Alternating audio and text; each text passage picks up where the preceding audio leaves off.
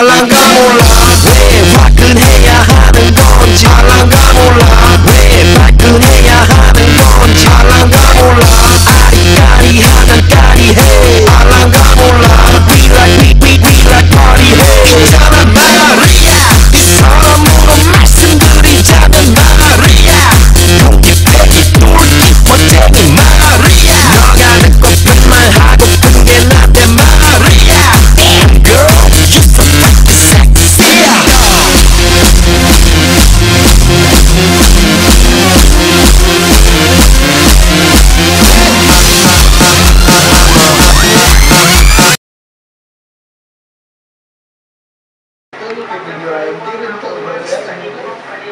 bocah lah banget ini pada kemana tahu.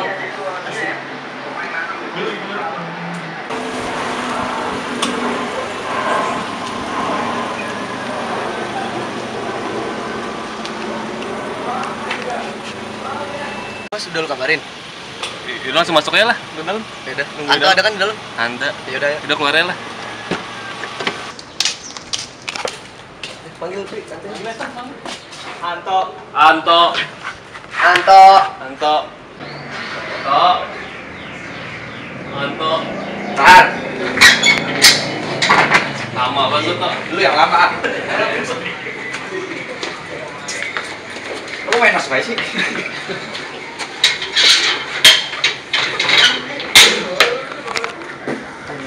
Ya masuk. Dimas belum ngabarin? Belum. Udah tunggu aja lah. Buru masuk, Bi. Nah, di sini. Kata saya. Ya udah.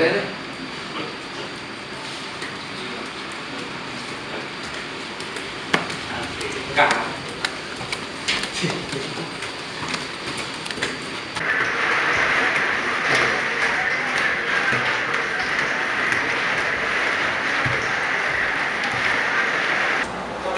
Duduk sini ya. Ya udah. Duduk sini udah.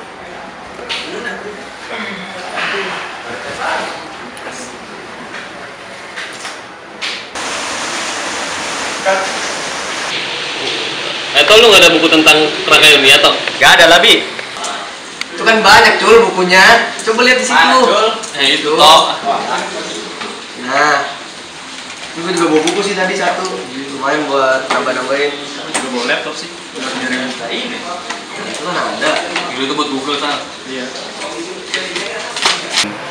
Dimas kok lama banget ya, nggak nyampe-nyampe. Terus di mana nih anaknya? Mau nelpon Dimas aja apa? Biar dia sudah datang. Mana? Mulai dah. Yaudah kita mulai dulu dah. Kalau begini nih. Lu nyari lagi.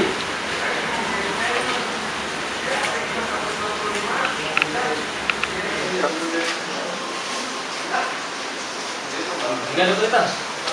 Nggak ada. Tadi gua udah baca-baca nggak ada.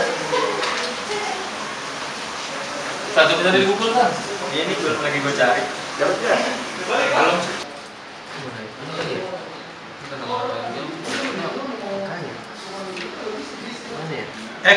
Gue nyari di internet kok nggak ketemu ya tentang kerangka ilmiah. Oh iya Tel. Kan Dimas yang tahu. Gimana kalau lu telepon aja? Ya udah, gua telepon dulu deh Dimas ya.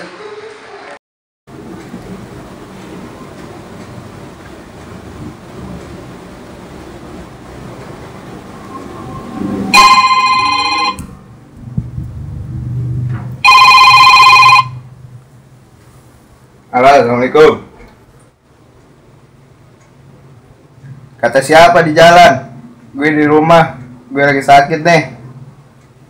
Emang jadi itu diskusi kelompoknya?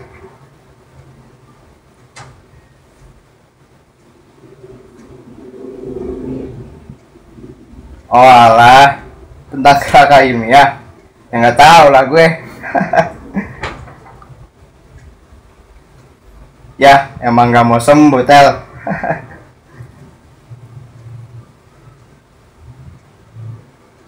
Ya udah deh, besok gue usahain datang. Ya, semoga cepat sembuh, Tel. Baik.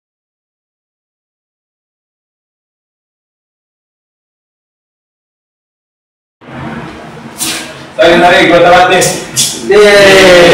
Lama ini. belum saya.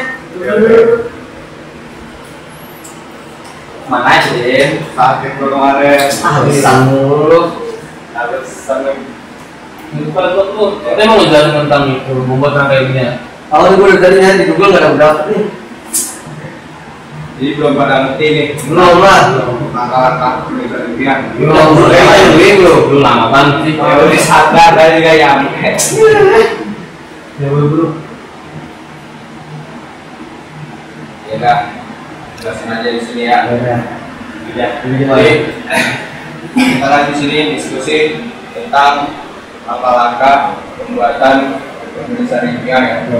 Jadi tujuan dari penulisan ilmiah di sini yaitu untuk melatih mahasiswa menuangkan hasil pengamatan dan pembuatan sesuatu atau pengalaman kerja dalam bentuk sebuah laporan tertulis berdasarkan kaidah penelitian ilmiah tersebut.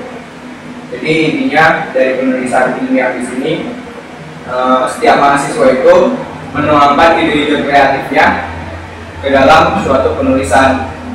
Begitu. Kemudian dari penulisan ilmiah di sini kan ada beberapa langkah-langkah yang harus dilakukan. Nah, langkah pertama itu kan ada strukturnya, tulisan ilmiah itu ada strukturnya. Terus, kemudian struktur yang pertama itu ada bagian awal. Nah, di bagian awal itu terdapat halaman judul atau cover. Kemudian yang kedua itu ada lembar originalitas atau publikasi. Nah, yang ketiga itu ada lembar pengesahan. Yang keempat itu ada abstrak. Yang kelima ada kata pengantar. Keenam daftar misi, dan yang terakhir ketujuh ada daftar tabel, daftar gambar, serta daftar lampiran. Terus begitu ya. Itu di bagian awalnya. Kemudian struktur yang kedua ada di bagian pendahuluan. Nah, pendahuluan ini dia masuk bab 1. Nah, di pendahuluan ini terdiri dari latar belakang masalah. Ya, kemudian ada ruang lingkup. Loh. Tok, mati lampu ini, Tok. Udah Dim, lanjut aja Dim.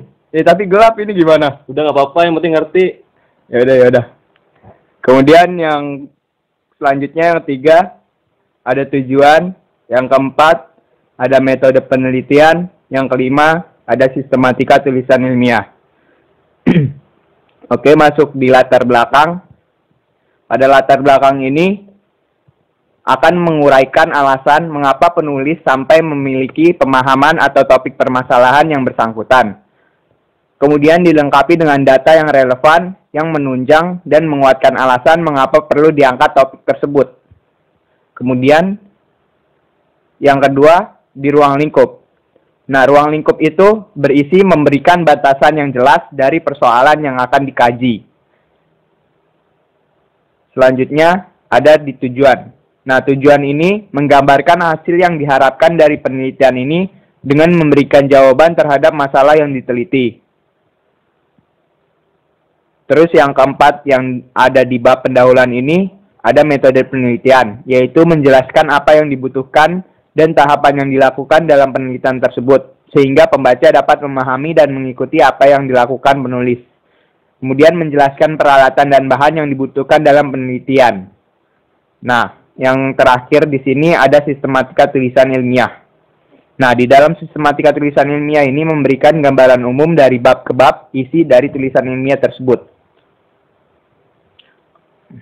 Oke, selanjutnya masuk ke tinjauan pustaka. Nah, untuk tinjauan pustaka ini, dia masuk ke dalam bab 2. Nah, isinya di dalam bab 2 ini menguraikan teori-teori yang menunjang tulisan, penelitian, dan mendefinisikan yang bisa diperkuat dengan menunjukkan hasil penelitian sebelumnya. Dapat pula ditambahkan tools atau program penunjang yang digunakan untuk membantu penelitian sebatas sejarah perkembangan, kelebihan, keuntungan, dan keterbatasan tools yang digunakan. Kemudian, yang berikutnya dari struktur tulisan ilmiah ini ada analisa, penelitian, dan perancangan implementasi. Nah, di dalamnya ini terdapat gambaran umum dari menguraikan secara singkat dari pembuatan aplikasi dan cara-caranya pembuatan aplikasi tersebut dibuat secara kompleks dan dapat diimplementasikan.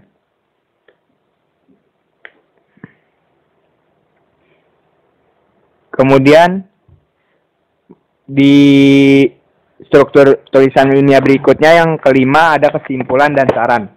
Nah, di dalam kesimpulan ini berisi kesimpulan dari sub-sub bab sebelumnya. Jadi dapat disimpulkan apa tujuan dan apa fungsi dari aplikasi yang dibuat. Kemudian di saran ditujukan kepada pihak-pihak terkait sehubungan dengan pengembangan penelitian agar penulisan tersebut dapat dikembangkan lebih baik lagi. Nah, di dalam bagian akhir ini terdapat daftar pustaka, minimal itu 5 buah referensi daftar pustaka. Kemudian di dalam daftar pustaka ada teknik penulisan. Nah, yang kedua di bagian akhir itu ada daftar simbol. Ketiga itu ada lampiran. Nah, di dalam lampiran itu berisi program, hasil tampilan dari aplikasi yang dibuat, kemudian ada contoh kuesioner jika ada, kemudian codingan program yang digunakan atau yang dibuat.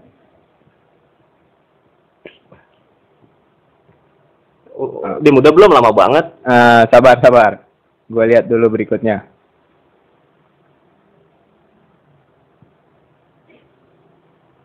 Nah, jadi kayak gitu dalam penulisan struktur ilmiah. Mungkin ada yang masih belum jelas atau belum paham?